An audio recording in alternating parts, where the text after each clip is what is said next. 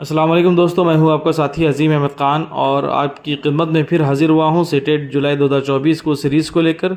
आप तमाम से रिक्वेस्ट है कि इन वीडियोस को ज़रूर मुकम्मल देखें, चैनल को सब्सक्राइब करें और सीटेट देने वाले तमाम तलबा और तालिबात तक इन वीडियोस को ज़रूर शेयर करें। अस्सलाम वालेकुम। आज हम सीटेट के मैथ्स पेडागोगी के चैप्टर को कंप्लीट करने की कोशिश करेंगे। अल्हम्दुलिल्लाह हमारे अच्छे खासे चैप्टर्स हमने कवर कर लिए हैं अभी तक। आज जो हमारा 5वां चैप्टर है और बहुत करीब है कि हम मैथ्स की पेडागोगी को कंप्लीट कर लें। तो आज का ये 5वां चैप्टर है जिसका नाम है मैथ्स पेडागोगी के अंदर वो है इवैल्यूएशन, जिसे उर्दू में हम कहते हैं कदर पैमाना। ठीक है,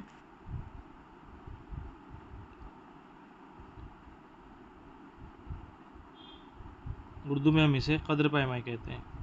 बहुत आसान चैप्टर है, अगर आप इसको समझेंगे तो इवैल्यूएशन का मतलब भी समझ में आ जाएगा और इस पर बेस्ड जो क्वेश्चन सीटेट के अंदर पूछे जाते हैं इंशाल्लाह वो भी आपको समझ में आ जाएंगे। तो इवैल्यूएशन क्या है, कदर पैमाई का मतलब क्या होता है, उन चीज़ों को देखना है। बहुत आसान तरीके से छोटे छोटे जुमलों में आपको हम समझाने की कोशिश करेंगे। आमतौर पर कदर पैमाई को ही इंग्लिश में हम इवैल्यूएशन कहते हैं। ठीक है, इवैल्यूएशन क्यों किया जाता है, कब किया जाता है, और ये बहुत ज़्यादा इम्पोर्टेंट चैप्टर हैं सीटेट के अंदर। आम तौर पर इसमें 2 से लेकर 3 क्वेश्चंस इस इवैल्यूएशन पर बेस्ड सीटेट में हमेशा आते हैं, 2 से 3 मार्क के लिए। ठीक है, इवैल्यूएशन से रिलेटेड इस पर हम चैप्टर वाइज इंशाल्लाह क्वेश्चंस भी लेंगे। लास्ट में मई के लास्ट में इंशाल्लाह हम चैप्टर वाइज क्वेश्चंस भी लेंगे। ठीक है, तो इसके अंदर 2-3 चीज़ों को अगर हम समझते हैं, क्योंकि हम जानते हैं कि किसी भी कामयाबी का इन्हिसार, अगर जब आप किसी भी कामयाबी के लिए आप सबसे पहले क्या करते हैं, मंसूबाबंदी करते हैं। ठीक है, कोई भी एक प्लान करते हैं। जाहिर सी बात है कि जो टीचिंग और लर्निंग का जो प्रोसेस है, दर्स व तदरीस का जो अमल है, वो भी एक प्री प्लान एक्टिविटी है, प्री प्लान प्रोग्राम है, प्रोजेक्ट है, जिसके लिए गवर्नमेंट से लेकर के तो क्लासरूम के अंदर क्लास टीचर तक, सब्जेक्ट टीचर तक एक एक पीरियड की वो प्लानिंग करता है, मंसूबाबंदी करता है कि किस तरह इस कंसेप्ट को समझाना है, कौन कौन से मकासद बच्चों के अंदर हमको अचीव करना है, कौन कौन सी बिहेवियरल चेंजेस बच्चों के अंदर लाना है, किस तरीके से लाना है। और फिर ये तमाम तर मेहनतें जो गवर्नमेंट से लेके इंस्टीट्यूट से लेकर स्कूल, सोसाइटीज़, तंजीमें, सब मिल के जो बच्चे के बिहेवियर के अंदर जिन ऑब्जेक्टिव्स को हासिल करने के लिए कोशिशें जो कर रहे हैं, तो जाहिर सी बात है कि इनका हासिल हमको पता करना होता है। ठीक है, कि हमारे ऑब्जेक्टिव्स कहाँ तक मुकम्मल हो रहे हैं, हमारे मकासद का हुसूल कहाँ तक मुमकिन हो रहा है। साथ ही साथ जो भी तरीक़ेकार हम उन मकासद को हासिल करने के लिए इख्तियार कर रहे हैं, तो वो तरीक़ेकार, वो टेक्निक्स, वो मेथड्स, वो ऑब्जेक्टिव्स के लिए, स्टूडेंट्स के लिए कितने कारगर साबित हो रहे हैं, ये तमाम चीज़ों के ऊपर हमें मनसूबाबंदी करनी होती है। इन तमाम चीज़ों के ऊपर नज़र रखनी होती है। ठीक है, ज़ाहिर सी बात है, एक छोटा सा बच्चा भी अगर आपके घर का है तो आप उन बच्चे के ऊपर मुसलसल नज़र रखते हैं कि वो किस तरह बोल रहा है, किस तरह खा रहा है, जो चीज़ें मम्मी उसे सिखा रहे हैं वो तमाम चीज़ें वो किस तरीके से सीख रहा है। अगर कोई चीज़ें उसके बात समझ में नहीं आ रही तो मुख्तलिफ़ तरीक़े से भी माँ समझाती है। ठीक है, तो एक ये जो प्रोसेस है, इसको ट्रायंगुलर में हम समझ सकते हैं, एक मुसल्लस नुमा के अंदर हम समझ सकते हैं। ठीक है, इस ट्रायंगुलर रिलेशनशिप में 3 चीज़ें शामिल हैं। ठीक है, इस ट्रायंगुलर रिलेशनशिप में 3 चीज़ें शामिल हैं। पहला है ऑब्जेक्टिव्स, ठीक है, यानी मकासद। दूसरा आता है एक्सपीरियंसेस। कौन से एक्सपीरियंसेस? Learning experiences. और तीसरा जो ट्रायंगुलर का पार्ट है वो है इवैल्यूएशन। ठीक है, ये ट्रायंगुलर शेप है जिसके बाद ही आप इवैल्यूएशन के पूरे प्रोसेस को आसानी से समझ पाएंगे। ये एक मुसल्लस नुमा आपके सामने दर्जाबंदी की जा रही है, रिलेशनशिप बताया जा रहा है, और इन तीनों रिलेशनशिप अगर आपको समझ में आते हैं तो आपको पूरा इवैल्यूएशन चैप्टर आसानी से समझ में आ जाएगा। ठीक है, कि अभी हमने आपको इब्तिदाई गुफ्तगू में आपको यही बताया कि हम किसी भी चीज़ को अचीव करने के लिए ऑब्जेक्टिव्स तय करते हैं, मकासद तय करते हैं। कि बच्चे के अंदर कौन कौन सी चीज़ों को हमको डेवलप करना है, ठीक है। प्लानिंग करते हैं, मनसूबाबंदी करते हैं। उसके बाद हम बच्चों को एक्सपीरियंस देते हैं, ठीक है। एक्सपीरियंस का मतलब क्या होता है कि बच्चा जो इक्तिसाबी तजुर्बात हासिल कर रहा है वो चीज़ें एक्सपीरियंस के अंदर आएंगे। फिर उसके बाद हम इवेल्युएशन करते हैं मकासद का और उन लर्निंग एक्सपीरियंसेस का, ठीक है। इवेल्युएशन के ज़रिए, इवेल्युएशन में वो तमाम टूल्स आ जाएंगे, टेक्निक्स आ जाएंगे, मेथड्स आ जाएंगे, वो तमाम प्रोसीजर्स आ जाएंगे जिसकी बुनियाद पर आपको ये पता चलेगा कि आपके ऑब्जेक्टिव्स कितने हासिल हो रहे हैं, ठीक है। इवेल्युएशन के अंदर वो तमाम चीज़ें शामिल रहेंगी जिसमें आप लर्निंग एक्सपीरियंस को जज करेंगे, मकासद की तकमील हुई या नहीं वो तमाम को जज करेंगे। साथ ही साथ जो तजुर्बात आप दे रहे हैं, जिस तरीके से दे रहे हैं, वो तमाम तर चीज़ों की जांच पड़ताल होगी और उसमें अगर कोई कमी या ज़्यादती है, चाहे वो टीचिंग के अंदर हो चाहे वो लर्निंग के अंदर हो, उन तमाम चीज़ों को हम दुरुस्त करेंगे। उसके बाद तमाम नताइज जो होंगे वो इवेल्युएशन का हासिल होंगे, ठीक है। तो यहाँ पर और आसानी से हम समझने के लिए हम कह सकते हैं कि इवैल्यूएशन की डेफिनेशन क्या है या फिर इवैल्यूएशन के अंदर मतलब क्या होता है, ठीक है। इवैल्यूएशन के अंदर दो चीज़ें शामिल है, याद रखिए या नोटबुक में आप नोट डाउन कर लीजिए ताकि आप उसको भूल ना सकें, ठीक है। इवैल्यूएशन के अंदर दोनों भी चीज़ें शामिल है, एक है मेजरमेंट और दूसरा है वैल्यू, कि हम जो कुछ भी हम लर्निंग एक्सपीरियंस दे रहे हैं, जो कुछ भी बच्चा तजुर्बात हासिल कर रहा है, हम उसका मेजरमेंट भी करेंगे क्वांटिटेटिवली और उसके अक़दार को भी चेक करेंगे, उसके बिहेवियर के चेंजेस को भी हम चेक करेंगे, जिसे हम क्वालिटेटिव कहते हैं। Means evaluation contents both qualitative and qualitative also, ठीक है। इवेल्युएशन एक ऐसा प्रोसीजर है जिसमें हम मेजरमेंट भी करते हैं क्वान्टिटेटिवली और उनकी वैल्यूज़ को भी चेक करते हैं, वैल्यूज़ के ऊपर हम नताइज को अक्स करने की कोशिश करते हैं, जिसे हम क्वांटिटेटिवली कहते हैं, ठीक है। समझ में आ रहा है आपको इवैल्यूएशन के अंदर क्या चीज़ें हैं? क्वांटिटेटिवली हम चेक करते हैं और साथ ही साथ क्वालिटेटिव भी हम मेजरमेंट करते हैं। अब हम और तफसीलात में जाते हुए डेफिनेशन ऑफ इवैल्यूएशन देखेंगे कि एनसीईआरटी में इवैल्यूएशन की डेफिनेशन क्या है, कदर पैमाई की तारीफ़ क्या है। आवाज़ क्लियर है सभी को? जी सर क्लियर है। चलिए, एनसीईआरटी के अंदर एनसीईआरटी के अंदर इवैल्यूएशन की तारीफ कुछ इस तरह बयान की गई है कि evaluation is any systematic and continuous process of determining. ये एक ऐसा प्रोसेस है जिसके अंदर सिस्टमेटिक और कंटिन्यूसली प्रोसेस करते हैं हम किसी चीज़ को डिटरमाइन करने के लिए, किसी चीज़ को हम मालूम करने के लिए। ये एक ऐसा प्रोसेस है, कोई भी चीज़ मालूम करना सिस्टमेटिकली और कंटिन्यूसली, ऐसा प्रोसेस को हम इवैल्यूएशन कहते हैं, ठीक है। तो अब जो एजुकेशन के अंदर जो इवैल्यूएशन है, तो ये उस इवैल्यूएशन के माने क्या होते हैं, उसके अंदर हम क्या डिटरमाइन करते हैं, उसके अंदर हम डिटरमाइन करते हैं डिटर्मिनेशन फॉर स्पेसिफिक ऑब्जेक्टिव्स, के मकासद का हुसूल कितना हो रहा है, इन ऑब्जेक्टिव्स को हम डिटरमाइन करते हैं, ठीक है। Determination of effectiveness of learning experience, जो कुछ भी हम बच्चों को लर्निंग एक्सपीरियंस दे रहे हैं उसका डिटर्मिनेशन करते हैं कि बच्चे कितना इफेक्टिव हो रहा है, जो भी लर्निंग प्रोसेस हम दे रहे हैं, एक्सपीरियंस दे रहे हैं, ठीक है, और वो कितना इफेक्टिव हैं।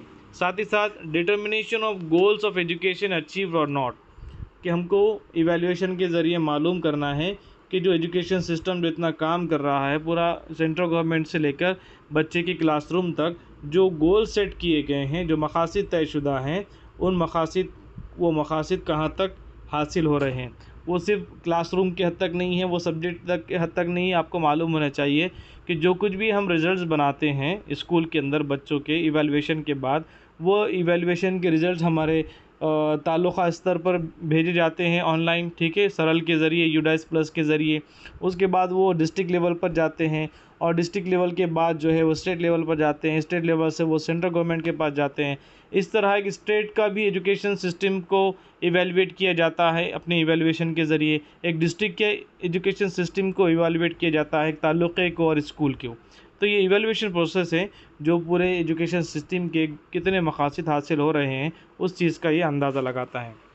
तो हम ये कह सकते हैं, so we can say that the evaluation is wider than the testing and measurement and examination. तो आमतौर पर कदर पैमाई का मतलब सिर्फ जांच नहीं है, ठीक है, कद्र पैमाई का मतलब सिर्फ टेस्ट नहीं है कि बच्चों का टेस्ट ले लेना, बच्चों के अंदर जांच ले लेना कितना याद हुआ, सिर्फ इतना ही नहीं है, बल्कि ये उससे बड़ा तस्वुर है। ठीक है, कद्र पैमाई टेस्ट और जांच से बड़ा तस्वुर है, जिसके अंदर हम मुख्तलिफ़ पहलुओं से इवेलुएट करते हैं।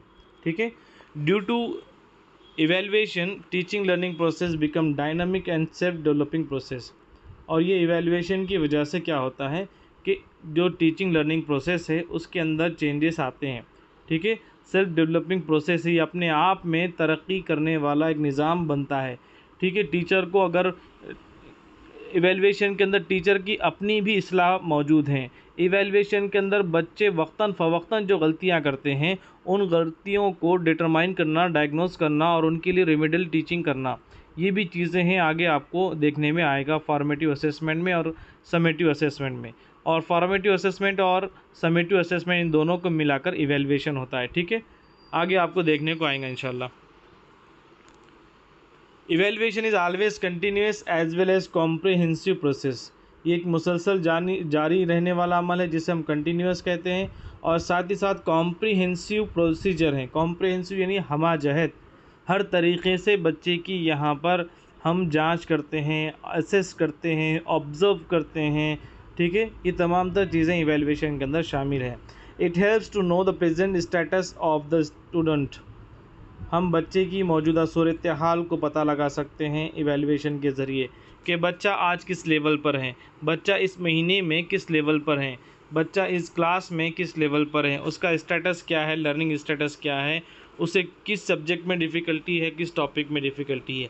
It helps to teachers to diagnose the student difficulties and problems. अभी हमने आपको बताया ये इवेलुएशन सिर्फ बच्चों के लिए नहीं बल्कि टीचर के लिए भी फ़ायदेमंद है कि वो बच्चों की डिफ़िकल्टीज़ को और प्रॉब्लम्स को जानने का टीचर को मौका मिलता है। ठीक है, अब आइए आगे देखते हैं कि purpose, objectives and function of the evaluation के क्या मकासद हैं। ठीक है, क्या उसका पर्पस है और इवेलुएशन किस तरह काम करता है। To know the status of students in teaching learning process, ये भी हमने बताया, रिपीटेड पॉइंट्स हो सकते हैं।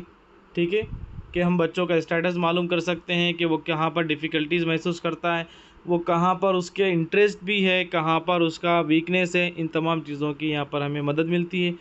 Inspire the children for learning, ये बच्चों को इंस्पायर करता है। ठीक है, कैसे इंस्पायर करता है, जैसे ही टीचर को लगेगा कि फ़लाँ बच्चे के अंदर वीकनेस है या फ़लाँ बच्चा किसी वजह से बैक है, तो वो उसे टीचर ही उस बच्चों को इंस्पायर करेगा, वो ऐसे टेक्निक्स, ऐसे मेथड इस्तेमाल करेगा जिसकी वजह से टीचिंग लर्निंग प्रोसेस के अंदर एक मोमेंटम आएगा, टीचिंग लर्निंग प्रोसेस के अंदर एक तवानाई आएगी। ठीक है, तो ये एक डायनामिक प्रोसेस है। To provide the necessary guidance and counselling to the childrens. ठीक है, ये भी चीज़ें उसी के अंदर शामिल है कि बच्चे जहाँ कहीं भी कमज़ोर हैं तो वहाँ पर गाइडेंस किया जा सकता है, उनकी काउंसलिंग की जा सकती है और उनके डेवलपमेंट के अंदर ये चीज़ें शामिल हैं। To collect the evidences for the empowerment of the students and curriculum. ठीक है, तो यहाँ पर कलेक्ट द एविडेंसेस के मुराद ये है कि यहाँ पर टीचर हर किस्म का ऑब्जर्वेशन करता है, वो खेलता किस तरह है, वो साइंस में कैसा है, वो मैथ्स में कैसा है, तो बच्चा अपने पेपर के ज़रिए, ठीक है, अपने बिहेवियर के ज़रिए सब कुछ एक्सप्रेस करता है, सब कुछ ज़ाहिर करता है। तो ये जो बच्चों का एक्सप्रेस करना है, बच्चों का जो अपने आप को, बिहेवियर को, अपने थॉट्स को, अपने ख़यालात को ज़ाहिर करना है, ये सब के सब एविडेंस है। किस चीज़ के एविडेंस है, सबूत हैं उनके एम्पावरमेंट के लिए, ठीक है, और करिकुलम के लिए।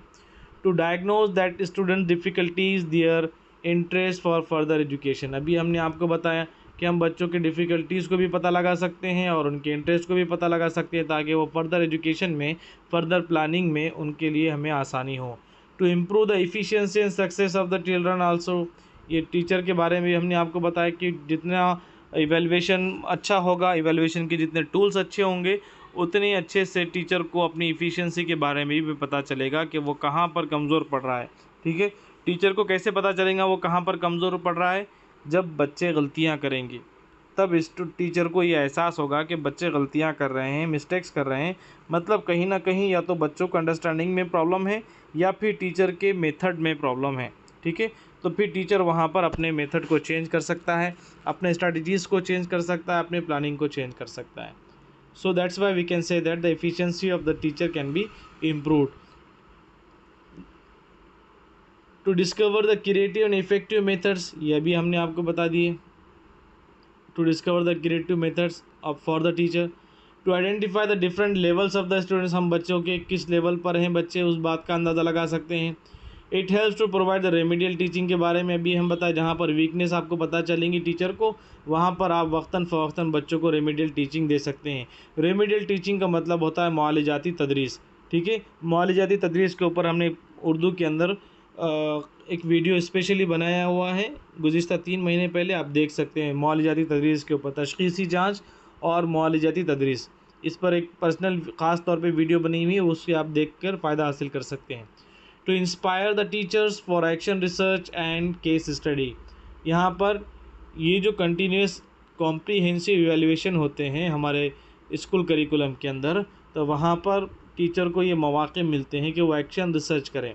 D.Ed के अंदर B.Ed के अंदर आपने देखा होगा कि एक्शन रिसर्च किसे कहते हैं, ठीक है। साथ ही साथ केस स्टडी के मौक़े भी मिलते हैं कि पर्टिकुलर अगर कोई बच्चा ख़ास तौर पे किसी सडन बिहेवियर को देखने का मौका मिलता है टीचर को, या सडन चेंज इन बिहेवियर बच्चों की मिलता है, अनसर्टेन चेंज इन बिहेवियर मिलता है, एक्सीडेंटली चेंज इन बिहेवियर मिलता है, तो फिर हम केस स्टडी को हम फाइल बनाकर बच्चे के एक्शन रिसर्च भी हम कर सकते हैं, केस स्टडी भी हम कर सकते हैं। It helps in the development of instruments as well as teacher, हम ये चीज़ें भी डिस्कस हो चुकी हैं, ठीक। इसके बाद हम आगे बढ़ते हैं, कुछ characteristics and features of good evaluation. अच्छे इवैल्यूएशन की कौन कौन से फीचर्स हैं, उनकी कौन कौन सी ख़ास बात हो सकती है अच्छे इवैल्यूएशन के लिए, ठीक है। It measure the direction behaviour of the students, ठीक है। हमने शुरुआत में इवैल्यूएशन की डेफिनेशन के अंदर ही इन चीज़ों को देखा है। हम क्वांटिटेटिव भी अप्रोच को यहाँ पर फॉलो करते हैं और क्वालिटेटिव अप्रोच को भी हम फॉलो करते हैं, तो यहाँ पर डायरेक्शन भी देखी जाती है, बच्चों की बिहेवियर भी देखा जाता है। It cover the quantitative and qualitative estimation, ठीक है। इसकी वजह से हम स्पेसिफिक डायरेक्शन मालूम कर सकते हैं बच्चों के बिहेवियर का। It gives opportunity for remedial teaching, ये भी पॉइंट रिपीट हुआ है, ठीक है। हम बच्चों को मुआलजाती तदरीस फराहम कर सकते हैं। It is comprehensive and continuous process, ये मुसलसल जारी रहने वाला हमारा जहद अमल है। Evaluation is mirror to the objective of whole education system, ये शुरुआत में हमने आपको बताया कि इवैल्यूएशन एक मिरर है, इवैल्यूएशन एक फीडबैक है। किस चीज़ के लिए फीडबैक है? पूरे एजुकेशन सिस्टम को, जो हमने शुरुआत में आपसे कहा कि ताल्लुक़े स्तर से लेके ताल्लुक़ा सतह से लेकर सेंट्रल गवर्नमेंट तक आपका जो इवैल्यूएशन है आपके बच्चों का वो काउंट होता है, ठीक है। और आपके एजुकेशन सिस्टम का अंदाज़ा लगाया जाता है। हम देखते हैं कि दरसी किताबों की तब्दीली होती है, पैटर्न में तब्दीली होती है, न्यू एजुकेशन पॉलिसी बनती है, ठीक है। एजुकेशन सिस्टम में तब्दीलियाँ की जाती है। अब न्यू एजुकेशन पॉलिसी 2020 अब 2023-24 के बाद लागू होने वाली है, तो बहुत सारे चेंजेस हैं। ये सब चेंजेस, ये सूरत हाल किस बुनियाद पर होते हैं? ये इवैल्यूएशन की बुनियाद पर होते हैं, जो हम स्कूल की सतह पर लेते हैं, क्लास की सतह पर लेते हैं, और स्कूल की सतह पर लिया जाने वाला इवैल्यूएशन पूरा के पूरा रिकॉर्ड हम यूडाइस प्लस पर सबमिट करते हैं, सरल पोर्टल पर सबमिट करते हैं, ठीक है। NAS के ज़रिए हम सबमिट करते हैं, NAS के ज़रिए। तो ये तमाम चीज़ों के ज़रिए एजुकेशन सिस्टम को अपना मिरर मिलता है, अपना आईना देखने को मिलता है कि सिस्टम अंदाज़ा लगाता है कि हमने जो भी कुछ भी पॉलिसीज़ बनाई हैं वो पॉलिसीज़ किस हद तक कामयाब हो रही हैं। Evaluation is a child oriented, और ये पूरा के पूरा तालिब इल्म मरकूज़ हैं, पूरा एजुकेशन सिस्टम चाइल्ड सेंटर्ड है, बच्चों के लिए किया जा रहा है। Evaluation is based on play method और एक्टिविटी बेस्ड, ठीक है। इवैल्यूएशन के अंदर सिर्फ जांच नहीं है, सिर्फ टेस्ट नहीं है, बल्कि ऑब्जर्वेशंस हैं, असेसमेंट हैं, ठीक है, जजमेंट हैं। ये सब के सब कैसे होंगे? ऑब्जर्वेशन कैसे होगा? क्या वो टेस्ट के ज़रिए होगा? नहीं। क्या वो पेपर के ज़रिए होगा? नहीं।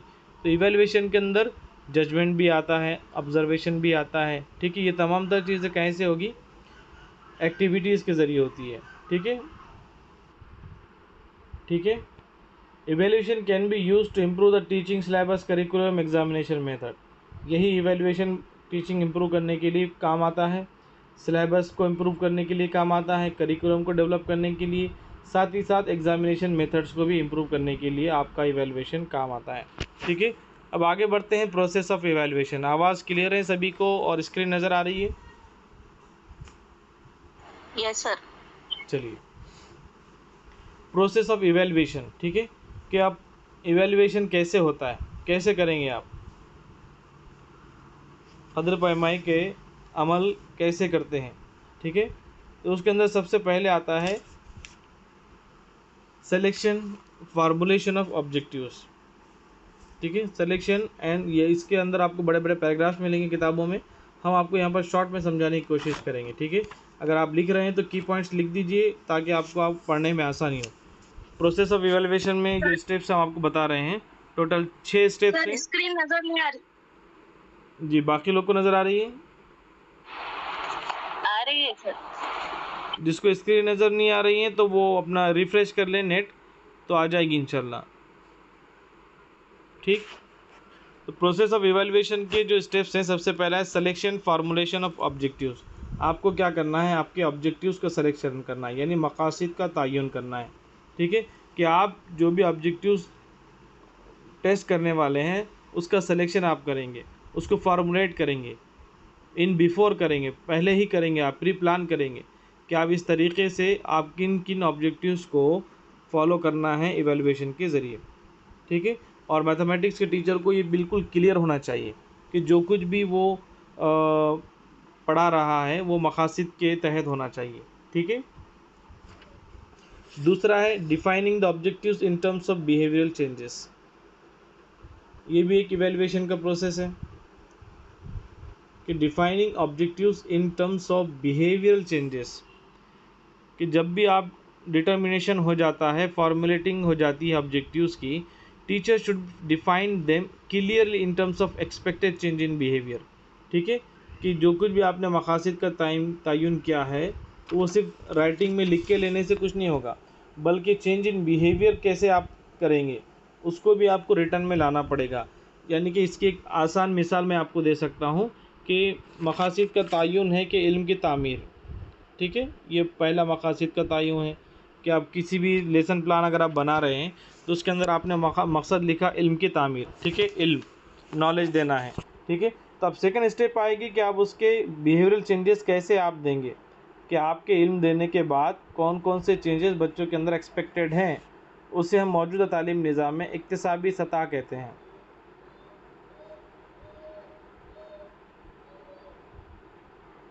ठीक है, इक्तिसाबी सतह उनसे कहते हैं कि आप कौन कौन से इक्तिसाबी सतह के साथ तदरीसी माहसल बोलते हैं, इक्तिसाबी माहसल कहते हैं।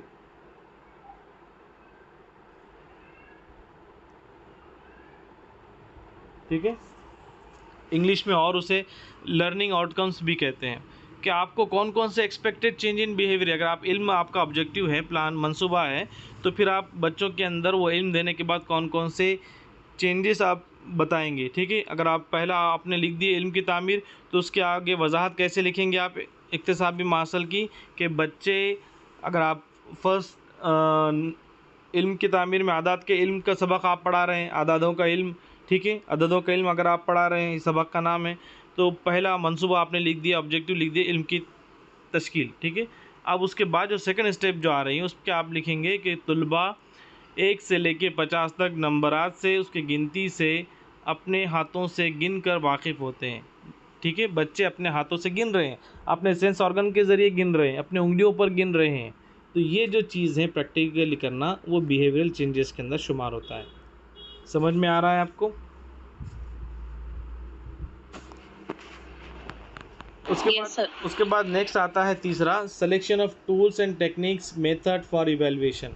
आपने मनसूबाबंदी कर दी, ऑब्जेक्टिव्स तय कर दिए, उसके बाद ऑब्जेक्टिव्स को डिफ़ाइन कर दिए अच्छे से कि कौन कौन से एक्सपेक्टेड बिहेवियरल चेंजेस हैं। तीसरे नंबर आपको कौन कौन से टेक्निक आप यूज़ करेंगे उस चेंजेस को रूबे अमल में लाने के लिए, कौन कौन से टूल आप इस्तेमाल करेंगे, कौन से टेक्निक इस्तेमाल करेंगे, और उनको आप कलेक्ट भी करेंगे। ठीक है, उन टेक्निक्स को आप पर्टिकुलर इवैल्यूएशन के लिए आप टेक्निक्स को किस तरह इवैल्यूएशन करेंगे, उन टेक्निक्स को आप रिटर्न में लिखेंगे, मेथड को रिटर्न में लिखेंगे। चौथा है use of tools and techniques and methods to making results. उसी से रिलेटेड है तीसरा और चौथा भी। जो भी आप कुछ टेक्निक्स और मेथड यूज़ कर रहे हैं वो आपके रिज़ल्ट के लिए फ़ायदेमंद हो।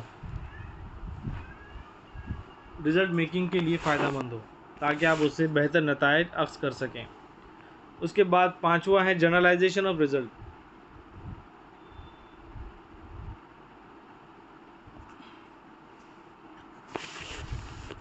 जनरलाइजेशन किसे कहते हैं?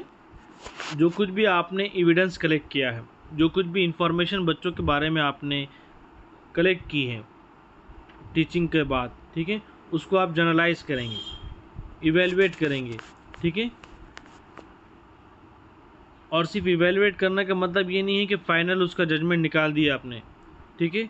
ये जस्ट आपको क्या करता है, हेल्प करता है जजमेंट के लिए।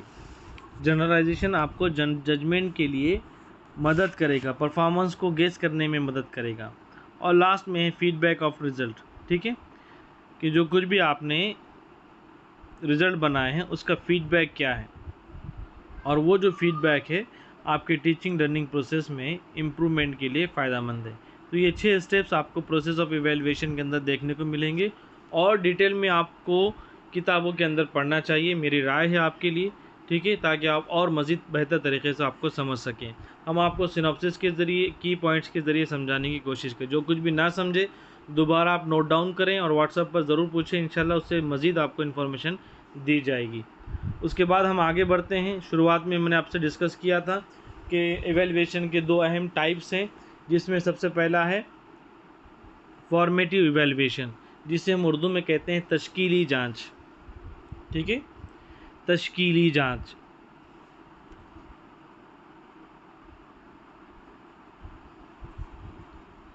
ये उर्दू चैप्टर में भी आपको देखने को मिलेंगे, उर्दू की क़द्र पैमाई के अंदर, ठीक है। तश्कीली जांच, तश्कीली जांच किसे कहते हैं? ये बहुत आसान है, ठीक है, समझने के लिए। कैसे समझेंगे आप?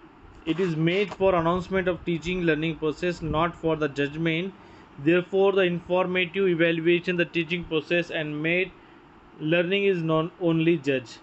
ये एक ऐसा तरीक़े का प्रोसेस है जिसके अंदर हम किसी भी बच्चों के इवैल्यूएशन को जज नहीं करेंगे, ठीक है।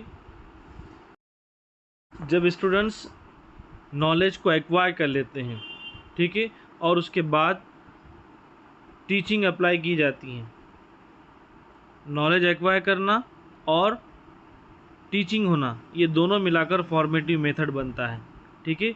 और जिसकी वजह से हम ये अंदाज़ा लगा पाते हैं कि जो कुछ भी टीचिंग की गई है वो कितना इफ़ेक्टिव हुई है, ठीक है। उसी वक्त की बात है कि कितना इफ़ेक्टिव हुई है। तो ये जो पर्पज़ है फॉर्मेटिव इवैल्यूएशन का, तश्कीली जांच का जो मकसद यही है कि to monitor the instructional process, to know whether the learning process is taking place और नॉट, के इक्तिसाब का अमल हो रहा है या नहीं हो रहा है, बस इतना ही जानना है। जजमेंट नहीं निकालना है कामयाब हुआ या नहीं हुआ, सिर्फ हो रहा है या नहीं हो रहा है। अगर हो रहा है तो किस हद तक हो रहा है, नहीं हो रहा है तो कौन कौन सी खामियां उसके अंदर दरपेश है, कौन कौन सी कमज़ोरियां उसके अंदर दरपेश हैं। बस इस चीज़ का नाम, इवैल्यूएशन का नाम फॉर्मेटिव इवैल्यूएशन है, ठीक है। और ये जो पूरा के पूरा डिज़ाइन किया हुआ है सिर्फ टीचिंग लर्निंग प्रोसेस को इन्हांस करने के लिए किया गया है, ना कि फ़ाइनल जजमेंट के लिए, ना कि फ़ाइनल रिज़ल्ट के लिए। समझ में आ रहा है फॉर्मेटिव असेसमेंट किसे कहते हैं? आवाज़ आ रही है मेरी? जी sir. So we can say that it is a method of judging how much effect of teaching are made. ये हमने अभी आपको बताया कि कितना इफ़ेक्ट हो रहा है टीचिंग का, ये आपको जज करना होता है। फाइनल रिजल्ट नहीं है, बस आपको जज करना है। It works for a long term durable, so therefore it's called as continuous evaluation in which teacher takes unit test, chapter wise test, class test, assignment, homework, ठीक है। अब ये हो रहा है या नहीं हो रहा है, ये जांचने के लिए, और जो भी तदरीसी अमल हो रहा है वो किस हद तक हो रहा है, बच्चे मुतासिर हो रहे हैं या नहीं, इसके लिए टीचर क्या करेगा, मुख्तलिफ़ किस्म की टूल्स इस्तेमाल करेगा क्लास के अंदर। वो टॉपिक वाइज टेस्ट हो सकता है, वो यूनिट टेस्ट हो सकता है, वो असाइनमेंट्स हो सकते हैं, वो होमवर्क हो सकते हैं। इस तरह के तमाम चीज़ों को वो क्या करता है, गैदर करता है, ठीक है। साथ ही साथ होमवर्क भी है, क्लास वर्क है, असाइनमेंट्स, ये तमाम टूल्स फॉर्मेटिव असेसमेंट का हिस्सा है। वो वहाँ पर बच्चे की सिर्फ ये देखता है कि जो कुछ भी आज पढ़ाया गया है वो बच्चे को किस हद तक समझा है, ठीक है। और इस वजह से क्या होता है, the weakness of the students can be known. इसी वजह से चैप्टर वाइज टेस्ट लेने की वजह से, यूनिट टेस्ट लेने की वजह से, ऑब्जर्वेशन की वजह से, कोई एक्टिविटी के अंदर बच्चों के ऑब्जर्वेशन की वजह से हम बच्चों के वीकनेस को मालूम कर सकते हैं, उनकी कमज़ोरियों को मालूम कर सकते हैं। और अगर अब बच्चों की कमज़ोरियाँ आपको पता चल जाती है तो you can give them remedial teaching. आप उनको मुआलजाती तदरीस दे सकते हैं, रेमेडियल टीचिंग दे सकते हैं, ठीक है। और जब आप अभी देखिए साल का एकेडमिक ईयर ख़त्म नहीं हुआ, ये साल के दौरान कंटिन्यूस चल रहा है प्रोसेस। अगर कोई चैप्टर है बच्चे को समझ में नहीं आया, आपने फौरी आइडेंटिफाई किया, रिकग्नाइज़ किया और फौरी रेमेडियल टीचिंग प्रोवाइड की और बच्चे ने की कमज़ोरियों को दूर कर दिया, तो आपने क्या किया, सिर्फ बच्चों की कमज़ोरियों को दूर नहीं किया बल्कि आपने जो इवैल्यूएशन का जो कंटिन्यूस प्रोसेस है उसको आपने प्रमोट किया, उसको और मज़ीद बेहतर बनाया, ठीक है। और आपके कामयाबी के लिए ये बहुत ज़्यादा पॉजिटिव चीज़ है। Therefore, we can say that the formative evaluation helps in improvement of the child's learning and also remove the weakness that exists in teaching learning process. इस बात पर यहाँ पर मैं और एक चीज़ क्लियर कर दूँ कि वीकनेस सिर्फ स्टूडेंट्स का ही नहीं होता है, वीकनेस सिर्फ स्टूडेंट्स का ही नहीं होता है, टीचर के टीचिंग प्रोसेस में भी हो सकता है, ठीक है। जहाँ पर बच्चा गलती करे, जहाँ पर बच्चे वीकनेस का मुजाहरा करें, तो वहाँ पर टीचर को चाहिए कि अपने टीचिंग मेथड को चेंज करें, अपने टीचिंग स्ट्रैटेजीज़ को चेंज करें। तो दोनों के लिए, टीचर और स्टूडेंट दोनों के लिए इन्हांसमेंट का काम करता है फॉर्मेटिव असेसमेंट, ओके। अगर आपके कोई रिलेटिव या आप में से कोई टीचर हैं तो आपने अपने स्कूल के कदर पैमाई के रजिस्टर में, जहाँ पर रिज़ल्ट बनने से पहले हमारे स्कूल में आज भी इंदराज रजिस्टर जिसे हम कहते हैं, इंदराज रजिस्टर के अंदर 2 कॉलम्स होते हैं जिसे हम एक तश्कीली जांच का कॉलम कहते हैं और उसके बाद एक समेटिव इवैल्यूएशन होता है जिसे हम तकमीली जांच कहते हैं। तो और बेटर अंडरस्टैंडिंग के लिए आप तश्कीली जांच के अंदर आप देख सकते हैं जहाँ पर टीचर बच्चों को ऑब्जर्वेशन की बुनियाद पर, असेसमेंट की बुनियाद पर, जजमेंट की बुनियाद पर मार्क्स देते हैं, जिसमें ज़बानदानी के मार्क्स होते हैं, सरगर्मी के मार्क्स होते हैं, प्रोजेक्ट होता है, मंसूबा होता है, यूनिट टेस्ट होता है। ये तमाम तर चीज़ें तश्कीली जांच में होते हैं जो साल भर चलते रहते हैं, ठीक है, जो साल भर चलते रहते हैं। उसके बरक्स साल भर चलने वाला जो इवैल्यूएशन है वो फॉर्मेटिव इवैल्यूएशन है और साल के एंड में यानी कि तालीमी साल ख़त्म होने के आखिर में पूरा सिलेबस कंप्लीट होने के बाद जो इवैल्यूएशन होता है, जो जांच होती है, उसे हम समेटिव इवैल्यूएशन कहते हैं, ठीक है, जिसे हम सालाना इम्तिहान भी कहते हैं, जो फाइनल होता है पूरा सिलेबस कंप्लीट होने के बाद। समझ में आ रहा है आपको? Formative evaluation when it comes to the last stage, जब फॉर्मेटिव इवैल्यूएशन के तमाम टूल्स ख़त्म हो जाते हैं, जितने भी आपने मनसूबा बंदी में प्रोजेक्ट रखा, सरगर्मी रखा, होमवर्क रखा, असाइनमेंट रखे, सरगर्मियाँ रखे, ये तमाम चीज़ें जब ख़त्म हो जाती है उसके बाद बारी आती है समेटिव इवैल्यूएशन की लास्ट में, ठीक है। The motivation occurs at the end of the education session. इसकी वजह से एक मोटिवेशन क्रिएट होता है एजुकेशन सेशन के अंदर कि आप यहाँ पर असल में आखिर में इवैल्यूएशन होगा। We can say that test, annual test और एक्सटर्नल एग्जामिनेशन। अब जैसा हमने आपको टूल्स बताए फॉर्मेटिव इवैल्यूएशन के अंदर, कि फॉर्मेटिव इवैल्यूएशन के अंदर टूल्स होते हैं, प्रोजेक्ट हो गया, क्लास वर्क हो गया, असाइनमेंट हो गया और ज़बानी काम हो गया, ठीक है, ये तमाम चीज़ें तश्कीली फॉर्मेटिव इवैल्यूएशन के अंदर है। तो फिर समेटिव इवैल्यूएशन के अंदर कौन सी चीज़ें शामिल हैं? समेटिव इवैल्यूएशन के अंदर आपको आसानी समझने के लिए ये समझ लेना आपने कि जो भी एक्सटर्नल एग्जामिनेशन होते हैं, एनुअल टेस्ट होते हैं, आखिरी साल का आखिरी टेस्ट, साल का आखिरी इम्तिहान, या फिर एक्सटर्नल एग्जामिनेशन जो स्कूल कंडक्ट करता है, जो गवर्नमेंट एजेंसीज़ कंडक्ट करती है, ठीक है, ये तमाम जो टूल्स हैं वो समेटिव इवैल्यूएशन के अंडर में आते हैं। फॉर्मेटिव और समेटिव इवैल्यूएशन में फ़र्क समझ में आया आपको?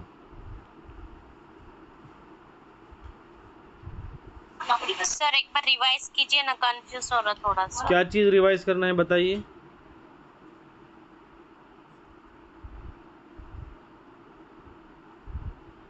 क्या चीज़ रिवाइज करना है मैडम बताइए एक बार।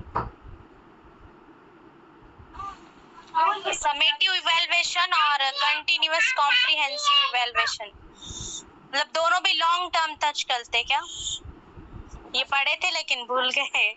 जी, मैं आपको एक एक चीज़ क्लियर समझा रहा हूँ यहाँ पे।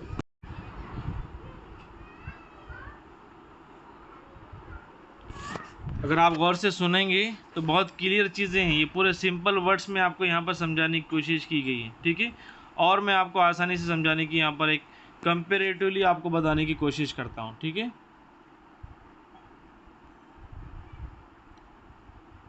एक पेज दे देते हैं यहाँ पे।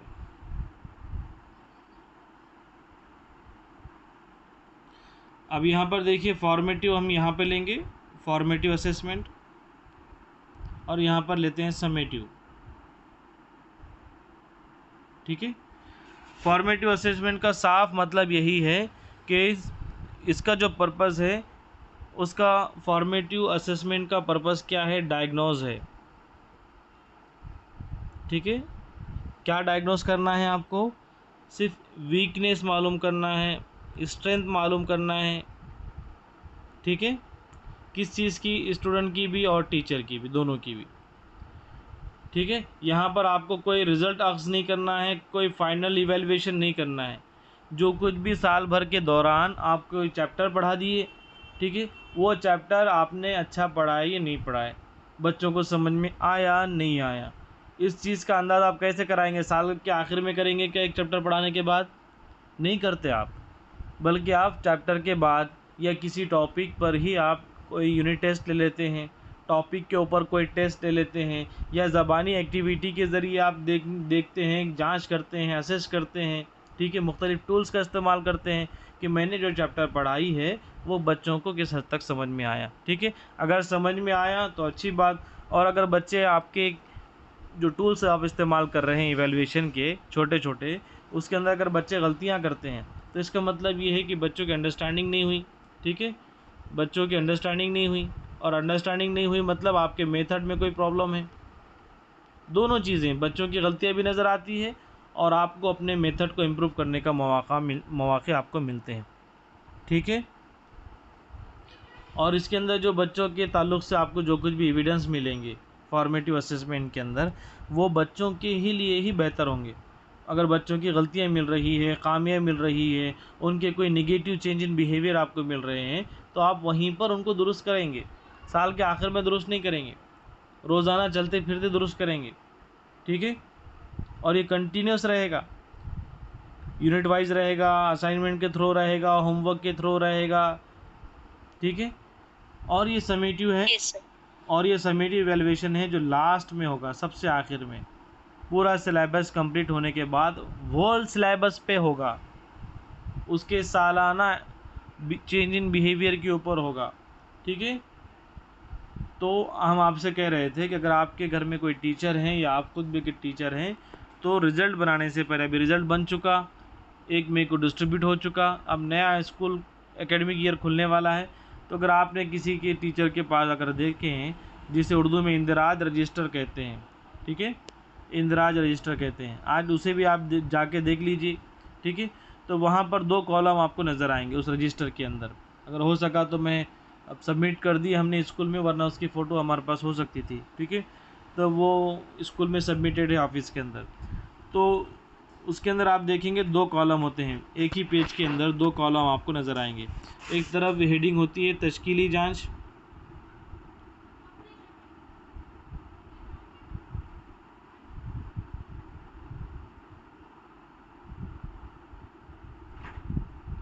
और दूसरी तरफ होती है तकमीली जांच। तकमीली को हम समेटिव कहते हैं, ठीक है। तो तश्कीली जांच में मौलिम अपने रोज़मर्रा के असेसमेंट की बुनियाद पर, ऑब्ज़र्वेशन की बुनियाद पर, जजमेंट की बुनियाद पर मार्क्स देता है। इस तरह के कॉलम्स होते हैं यहाँ पर भी, ठीक है, 10, 15, 20 मार्क के कॉलम होते हैं।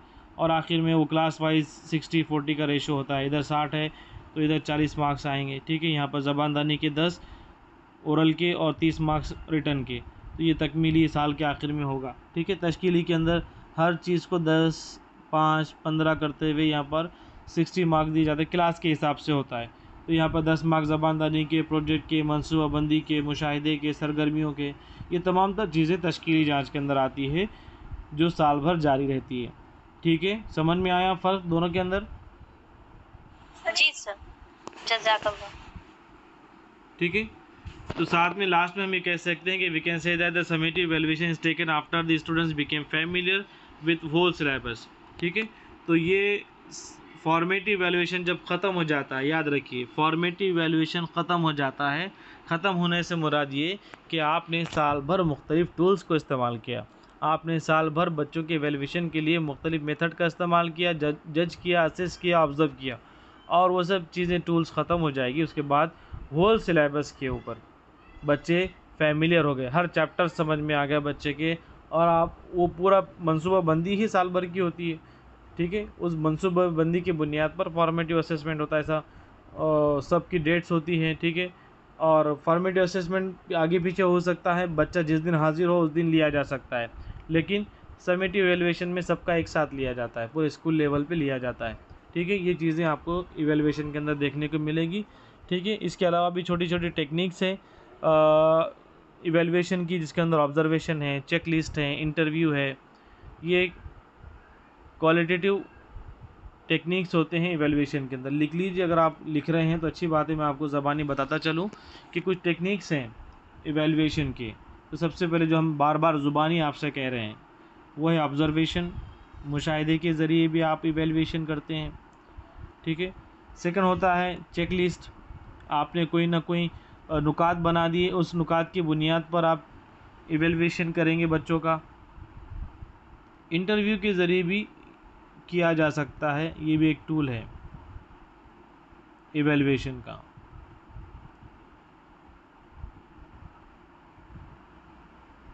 ठीक है, रेटिंग के ज़रिए भी किया जाता है, जहाँ पर हम उन बच्चों को रेटिंग करते हैं, ग्रेड देते हैं।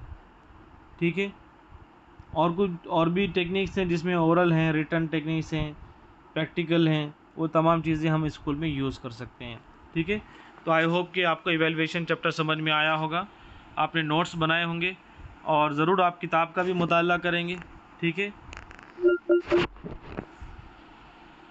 और इंशाल्लाह हम जैसे सिलेबस कंप्लीट हो जाएगा तो हम प्रीवियस क्वेश्चंस को भी लेंगे, उसको डिस्कस करेंगे।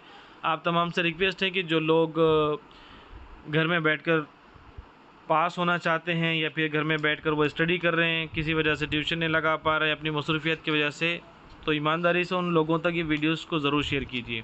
ठीक है, ताकि वो भी इन चीज़ों से फ़ायदा उठा सके जिस तरह आप उठा रहे हैं।